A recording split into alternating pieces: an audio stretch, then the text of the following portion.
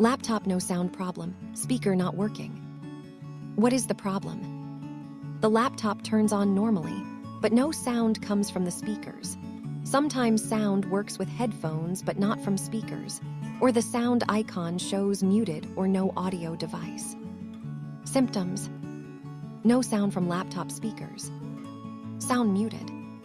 Headphones work, speakers do. No audio output device installed.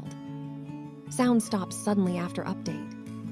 Possible causes: volume muted or sound disabled. Wrong playback device selected. Audio driver missing or corrupted. Windows Update audio bug. Speaker damaged. Headphone jack stuck. Motherboard audio IC issue. Step-by-step solution.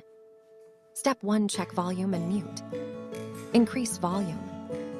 Check mute key, FN plus volume key. Step 2, select correct playback device.